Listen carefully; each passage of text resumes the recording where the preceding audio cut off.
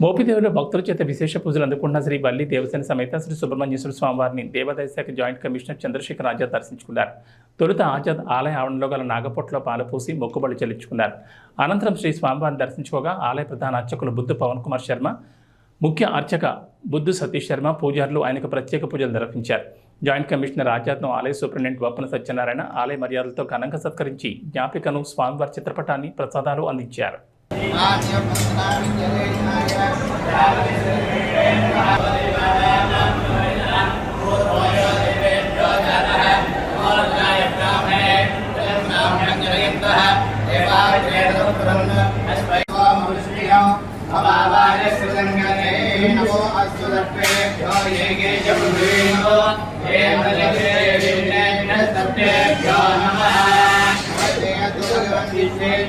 महादेवाय त्र्यंबकाय त्रिपुरांतकाय त्रिकांतिकाय कालाग्निरुद्राय नीलकंठाय मृत्युंजयाय सर्वेश्वराय शिवाय श्रीमन्महादेवाय नमः।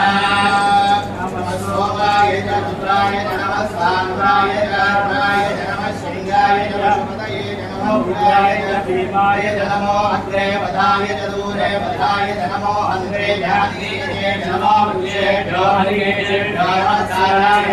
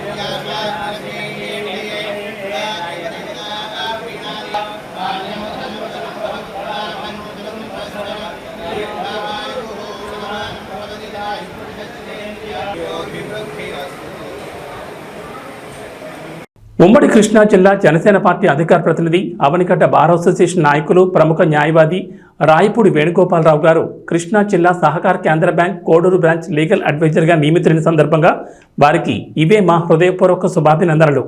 రాబోయే రోజుల్లో రాయపూడి వేణుగోపాలరావు గారు మరింత ఉన్నత పదవులు అధిరోహించాలని మనస్ఫూర్తిగా ఆశిస్తున్నాను.